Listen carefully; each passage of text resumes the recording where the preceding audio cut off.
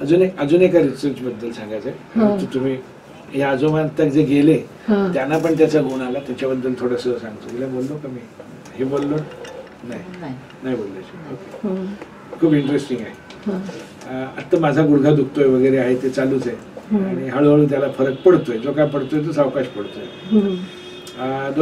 एक आठवड्यापूर्वी माझा एक मित्र आला होता, शाळेतला मित्र. शाळेत आम्ही बरोबर होतो, नर्सिंगला बरोबर होतो आणि इनफॅक्ट त्याच्यामुळेच श्रीकांत खोपकर त्याचं नाव, त्याच्यामुळेच मी ॲक्युप्रेशरकडे वळलो. मी 1980 साली माझी मान आखडली होती आणि सेकंड शिफ्टला बस स्टॉपला आम्ही उभे होतो. तर माझ्या मानेचं हालचाल बघून त्याला लक्षात आलं. तर मला म्हणलं काय झालं? म्हटलं अरे मान आखडल्या, तर उद्या डॉक्टरकडे जाईन, आज रविवार आहे. हा ह्याच्यासाठी डॉक्टरकडे जातोस? म्हटलं काय करायचं? काय नाही थांब जरा, असं म्हणून त्यांनी काहीतरी इकडे कुठेतरी दाबलं, मागे काहीतरी दाबलं एकाच वेळेला आणि मला म्हणाला मान हलव.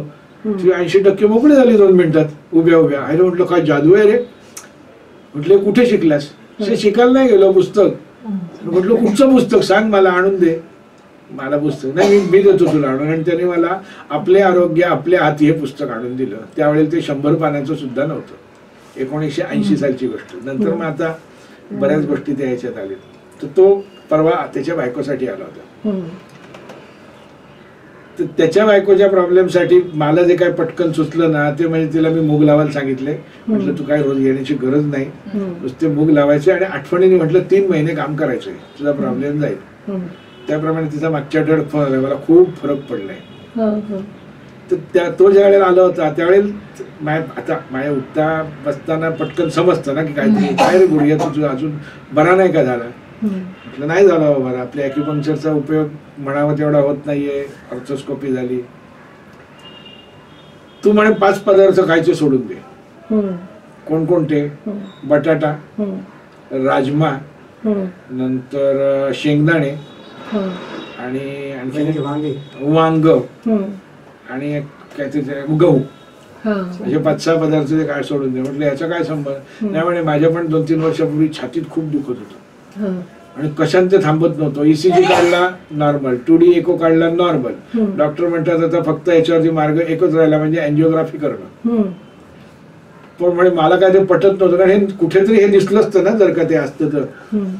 आणि त्या याच्यात शोधाशोधीमध्ये त्याच्या हाताला हा मार्ग लागला की या गोष्टी दुखणारं असेल तर या गोष्टी सोडायच्या. त्याच्या मागची त्यांनी जी त्याच्या मागची सांगितलं की ह्या गोष्टी सोडल्यावरती म्हणे मी 2 महिने सोडल्या. टोमॅटो पण एक त्याच्यामध्ये होता, पण म्हणे तो काय मला सोडायला जमला नाही कारण खाण्यात तो सवयीत आहे त्यात येतो. तर त्यांनी मला सांगितलं तू गहू सोड पहिल्यांदा म्हणे. असं म्हटलं हे तर ऐकलेलं आहे, पण म्हटलं कोण म्हणतं गहू सोड, कोण म्हणतो भात सोड, कोण म्हणतो काय सोड, हे प्रत्येक जण आपापलं असतं. म्हणजे कठीण गेलं कारण सगळ्याच गोष्टी आवडीच्या होत्या. शेंगदाणे ही गोष्ट आवडीची, अशा सगळ्या असल्यामुळे. परंतु म्हणे ते मी 2 महिने ते म्हणे पाळलं आणि माझ्या छातीत दुखणं साफ गेलं. तू पण करून बघ.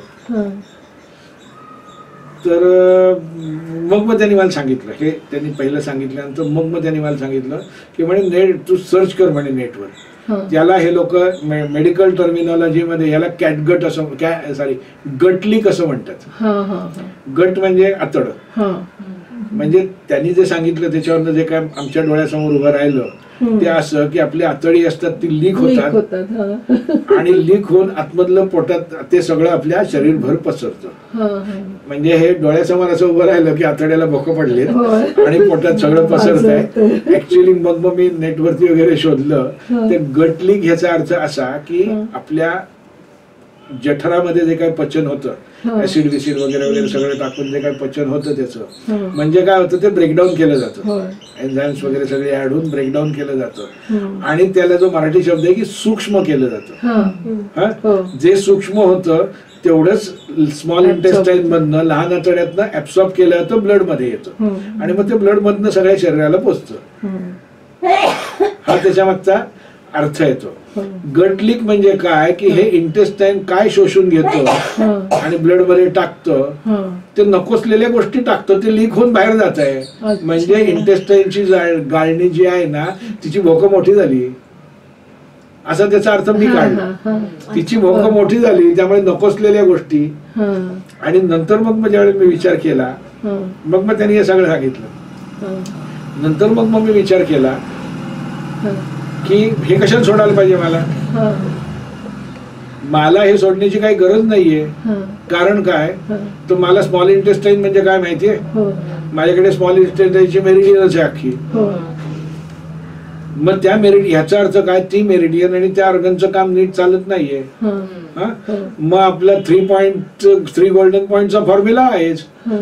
धरण बिंदू, आपत्कालीन बिंदू, इमर्जन्सीचा पॉइंट आणि सागर बिंदू. स्मॉल इंटेस्टाईनचा धरण बिंदू SI4, SI6 आणि SI8. हे म्हटलं लावले की काम झालं ना, पदार्थ कशाला खायचे सोडायचे. बरोबर. आणि ते मी चालू केलं आणि माझ्या सुद्धा गुडघ्याला मला फरक जाणवायला लागला. पुढची गोष्ट हे इथपर्यंत बरोबर आहे, हे ॲक्युपंक्चर मध्ये आलं. मग मी विचार केला त्यांनी कोणकोणत्या गोष्टी आपल्याला खायच्या सोडायला सांगितल्या. कोणत्या सांगितल्या, ज्याला आपण वातुळ म्हणतो त्या, म्हणजे वाताचं दुखणं सांगण्याचं. हे सगळं आता सांगण्याचा उद्देश काय आहे की ज्या ज्यावेळी तुमच्याकडे कोणी वाताचा पेशंट म्हणून येईल त्या वेळेला SI4, SI6, SI8 वापरा. स्मॉल इंटेस्टाईन मेरिडियनचं किंवा त्या ऑर्गनचं फंक्शनिंग नीट व्हायला पाहिजे. बरोबर. तेव्हा ह्या कॅम्पचं फलित हे की जे कोणी पेशंट, म्हणजेच काय की मग हे त्याचं बाह्य रूप मग अनेक प्रकारांनी असेल. आणि तसंच दिसतं ना, ज्यावेळी वाताचं दुखणं म्हणतात त्याचाच वात येतो की समजतच नाही आपल्याला. ज्याला आयुर्वेदातली माहिती आहे त्याला गोष्ट ठीक आहे, पण ज्याला आयुर्वेदातली माहिती नाही त्यासाठी वाताचं दुखणं म्हणजे काय हेच समजत नाही. वात म्हणजे काय आणि तो घालवायचा कसा तो वात. कारण जाडं झालं तरी वात आहे, बारीक असलं तरी वाताचं दुखणं ऍक्च्युअली आहे ते पण वाताचंच आहे. सेन्सेशन नाही हे पण वाताचं आहे. हात पाय हलत नाहीत हा पण वात, आणि कंपन होतात तो पण वात. सगळंच वातच वात सगळीकडे. बरं. त्यामुळे जिथे म्हणजेच काय, पुन्हा पुढची गोष्ट याच्यात मी आता काय सांगितलं, रुमॅटॉइड आर्थरायटिस.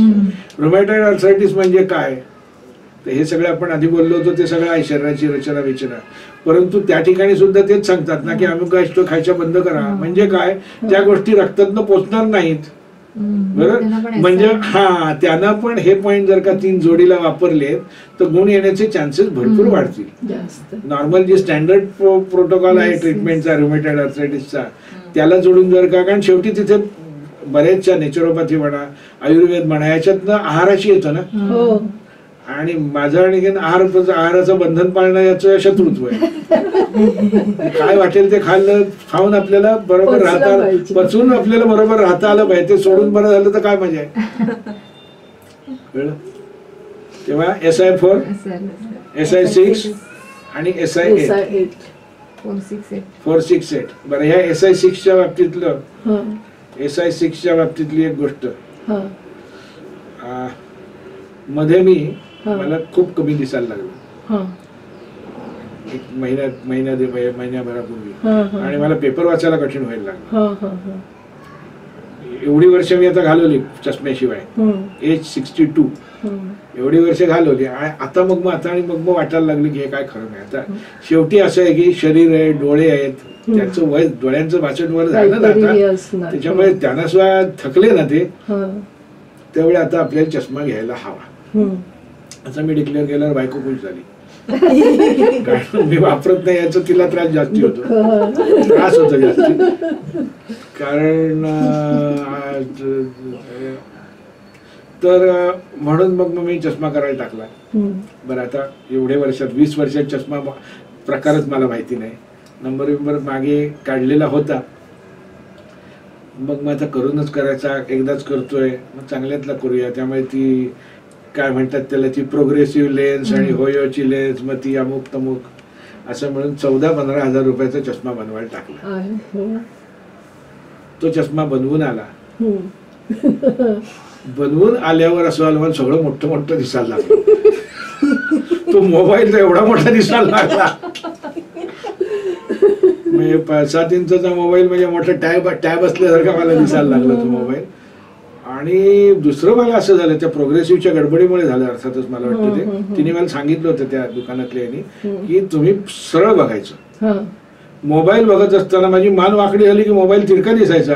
आणि म्हटलं हे त्रासदायक आहे, सारखं आपलं अशुद्ध नजर लावून बघायचं. आणि डोळ्यात मला त्याचा काय ताण वेगळा जाणवायला लागला. म्हटलं हे काय खरं नाही. बरं चष्मा येऊन पडलेला आहे, बायको तर मागे लागते लावा लावा म्हणून. म्हटलं नाही मला त्रास होतोय, मी एवढा उगीच मी सांगितलं तुम्हाला, एवढा खर्च करायला उगीच सांगितलं वगैरे वगैरे. जाऊ द्या ते त्याच्या नशिबात होते, मयेकरच्या नशिबात होते, त्याला माझे पैसे मिळायचे ते. तर काय करू आता मी, काहीतरी आता करायला तर पाहिजे ना. आणि मग मला एकदम सडनली आठवलं, पण डोळ्याचे पॉइंट बिंट करतो सगळे, तर आठवलं की SI6 पॉइंट आहे हा प्रेस बायोपिया म्हणजे 40च्या चष्म्याचा पॉइंट आहे. हा स्पेसिफिक इंडिकेशन आहे त्याचं. 40चा चष्मा वयात, उतार वयात, ठराविक वयानंतर येणारा जो दृष्टीचा हे आहे. आणि म्हणून मी त्याच्यावरती आपली कानाला जी सुई लावतो, इयर प्रेस निडल जी आहे ना, ती इयर प्रेस निडल दोन्ही हातांवरती लावली. आणि साधारण 4 दिवसात मला पेपर वाचायला दिसायला लागलं. म्हणून मी हे राजश्रीला सांगितलं. ती म्हणे सर मला तर चष्मा वापरायचा कंटाळाच येतो. सर तो सगळ्यांनाच येतो.